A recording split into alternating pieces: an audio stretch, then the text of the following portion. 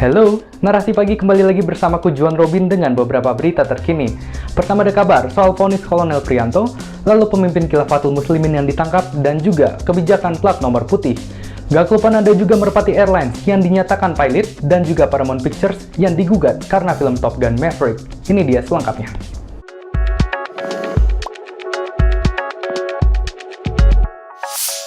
Masih ingat dengan Kolonel Priyanto? Atas pembunuhan yang ia lakukan tahun lalu, kini ia mendapatkan vonis seumur hidup. Prajurit TNI Angkatan Darat, Kolonel Infantri Priyanto, divonis penjara seumur hidup dan dipecat dari Kesatuan TNI.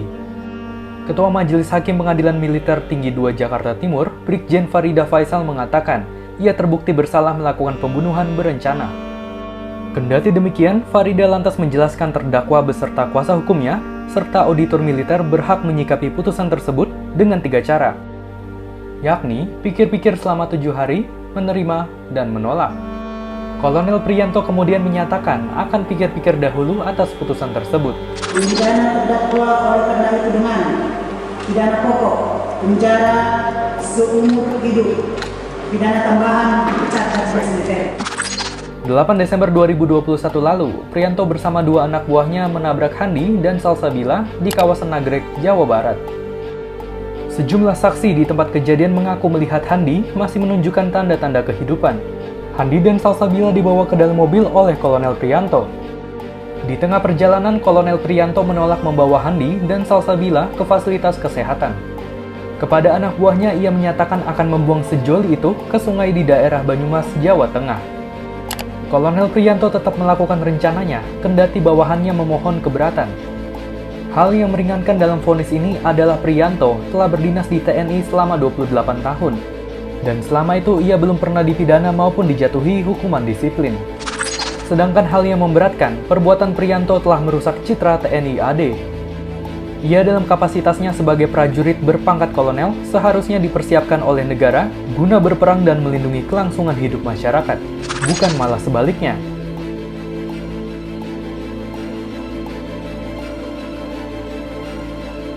Perbuatannya juga dianggap bertentangan dengan kepentingan militer dan juga bertentangan dengan nilai-nilai di masyarakat. Gimana menurutmu soal vonis ini? Sesuai ekspektasi? Selasa kemarin, polisi menangkap pemimpin tertinggi organisasi Khilafatul Muslimin, Abdul Qadir Baraja. Kelompok ini yang bikin konvoi khilafah beberapa waktu lalu. Kepolisian menganggap kegiatan kelompok Khilafatul Muslimin tak sesuai dengan nilai-nilai Pancasila dan mengancam keutuhan NKRI. Direktur Reserse Kriminal Umum Polda Metro Jaya, Kombes Pol Hengki Haryadi mengungkapkan, polisi menemukan hal kontradiktif. Kontradiktif di sini adalah bertentangan dengan apa yang disampaikan oleh pimpinan-pimpinan Khilafatul Muslimin, baik di Lampung maupun daerah lainnya. Abdul Qadir Baraja, sebagai pemimpin tertinggi Khilafatul Muslimin, juga dipersangkakan telah menyebarkan hoaks dan membuat kegaduhan. Ia melanggar Undang-Undang RI Nomor 16 Tahun 2017 tentang Ormas, dan Pasal 14 Ayat 1 dan Ayat 2, dan atau Pasal 15 Undang-Undang Nomor 1 Tahun 1946 tentang Peraturan Hukum Pidana. Sebelum ditangkap, kelompok Khilafatul Muslimin yang dipimpinnya sempat melakukan konvoi kebangkitan khilafah di Jakarta. Sebagai informasi, menurut BNPT, Gerakan Khilafatul Muslimin mengaku tak menentang Pancasila, namun mengkafirkan sistem yang tak sesuai dengan pandangannya. Selain itu, pemimpin tertingginya, Abdul Qadir Baraja, pernah 2 kali ditahan. Kasus pertama pada tahun 1979 terkait teror Warman, dan pada tahun 1985 terlibat aksi pengeboman Candi Borobudur. Nah, saya kira aparat dalam menanggapi atau merespon persoalan-persoalan ini jangan terlihat berlebihan yang itu kemudian dipolitisasi oleh kelompok-kelompok yang sebenarnya sudah membenci pemerintah, yang kemudian digoreng menjadi ini adalah bagian dari anti-Islam. Bahwa saya setuju bahwa Khilafatul Muslimin, ideologi gerakannya adalah bertentangan dengan ideologi NKRI, yakni Pancasila. Tetapi untuk mengatakan bahwa dia terlibat di dalam aksi teroris itu membutuhkan fakta yang luas. Kalaupun misalkan itu ideologinya bertentangan dengan Negara Kesatuan Republik Indonesia, dia dilakukan pembinaan secara halus tidak kemudian penangkapan seperti kriminal, kasus-kasus kriminal atau kriminal khusus lainnya. Jadi lakukan pembinaan di pihak aparat. Kita membutuhkan narasi-narasi alternatif untuk mengcounter itu, bahwa khilafah, pilihan-pilihan khilafah yang sudah eksis di sejarah Islam itu juga tidak baik-baik amat gitu loh. Mereka penuh dengan huru-hara, mereka penuh dengan saling bunuh di antara umat Islam itu sendiri, karena itu adalah persoalan politik. Nah, itu yang saya kira harus diedukasi ke masyarakat, bukan kemudian yang dinarasikan oleh kelompok Khilafatul Muslimin dan Hizbut Tahrir. Dengan berdirinya khilafah, segala persoalan sudah selesai, segala persoalan masyarakat kesejahteraan, isu kesejahteraan, tidak ada korupsi, tidak ada kriminalitas dan lain sebagainya. Saya kira itu fakta-fakta yang dibesar-besarkan, fakta yang tidak sesuai dengan realitas, karena faktanya bahwa itu persoalan politik.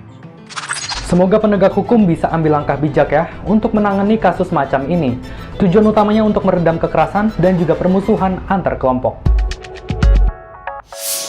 Siap-siap ya, bulan ini akan ada pergantian warna dasar plat nomor kendaraan. Yuk kita simak detailnya. Tak lagi hitam, plat nomor kendaraan akan segera diganti jadi warna putih per Juni 2022. Perubahan warna plat nomor kendaraan ini sebelumnya diatur dalam Perpol nomor 7 tahun 2021 tentang registrasi dan identifikasi kendaraan bermotor. Menurut Kasubdit STNK, Direktorat Registrasi dan Identifikasi, Kombes Pol M. Taslim Khairudin, warna plat nomor yang saat ini berlaku kurang mendukung penerapan tilang elektronik. Kamera yang sifatnya menggunakan cahaya kesulitan memotret dengan dasar warna hitam. Karena warna dasar yang diserap, maka tingkat kesalahannya masih cukup tinggi. Nah, makanya warna plat nomor kendaraan bakal diganti nih. Plat nomor dasar putih dengan tulisan hitam diperuntukkan bagi pemilik kendaraan pribadi. Sementara angkutan umum tetap menggunakan warna sebelumnya. Sedangkan untuk penerapan pergantian warna dasar plat akan dimulai bertahap.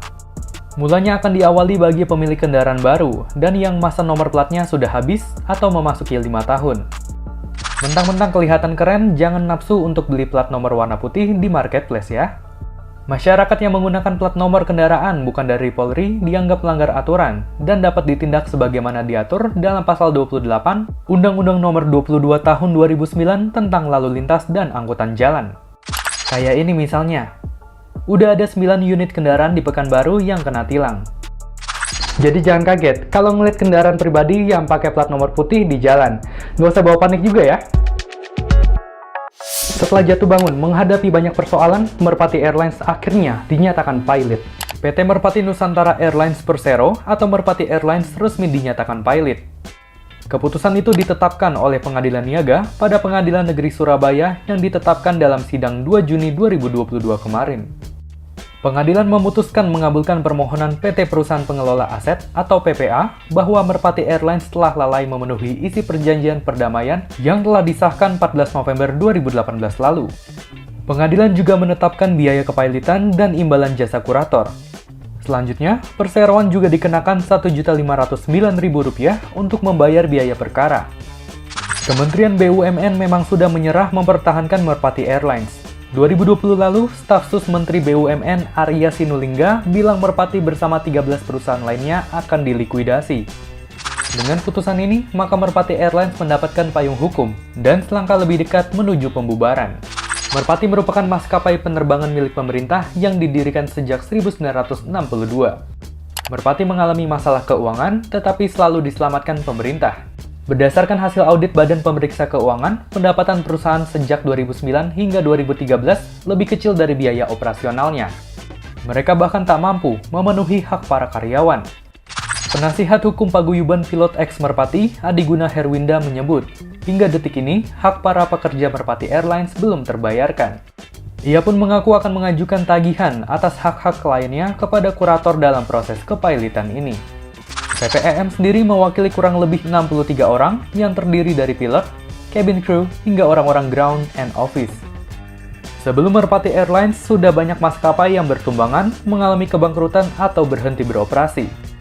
Misal, Burak Indonesia Airlines yang bangkrut karena restrukturisasi besar-besaran. Lalu Adam Air yang bangkrut karena pencabutan izin penerbangan dan manajemen yang buruk. Ada juga Mandala Airlines yang bangkrut karena biaya operasional yang membengkak.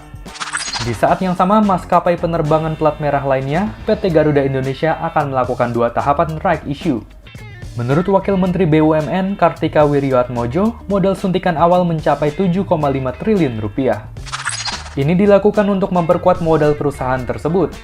Proses pertama akan dilakukan bila proses penundaan kewajiban pembayaran utang atau PKPU Garuda bisa mencapai situasi damai. Setelah 7 tahun nggak beroperasi, Merpati akhirnya dinyatakan pilot. Di saat yang bersamaan, Garuda sedang berkutat dengan PKPU. Menurutmu Garuda bakal bisa survive nggak? Paramount Pictures digugat gara-gara filmnya yang laris manis, Top Gun Maverick. Kok bisa ya? Kesuksesan Top Gun Maverick di box office Amerika Utara justru menimbulkan sebuah masalah. Perusahaan yang mendistribusikannya, Paramount Pictures, digugat karena pelanggaran hak cipta. Cerita asli Top Gun ditulis oleh Ehud Yonai pada 1983 dalam sebuah majalah di California. Setelah ia meninggal pada 2012, istrinya, Shosh Yonai, beserta putranya, Yuval Yonai, mengajukan pemberitahuan untuk mengklaim kembali hak cipta atas cerita tersebut yang mulai berlaku pada 2020. Shosh dan Yuval sebagai ahli waris menggugat Paramount Pictures pada Senin 6 Juni 2022. Dalam gugatan itu, mereka menilai Paramount Pictures gagal memperoleh kembali hak atas cerita Top Gun dari keluarga Ehud Yonai. Shosh dan Yuval mengklaim telah jadi satu-satunya pemilik hak cipta untuk cerita tersebut sejak 2020. Mereka pun menuntut ganti rugi, serta melarang Paramount mendistribusikan film tersebut. Perwakilan dari Paramount Pictures telah menanggapi gugatan ini dan optimis tidak bersalah.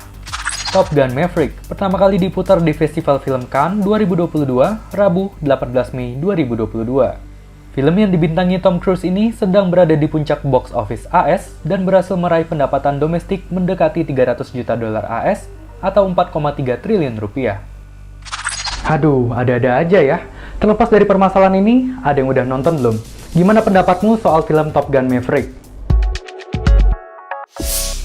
Itu dia tadi 5 sarapan informasi kita hari ini. Narasi Pagi akan kembali lagi besok pukul 8 waktu Indonesia Barat, live di Instagram Narasi Newsroom dan Mata Najwa. Sehat, semangat terus semuanya. Bye-bye.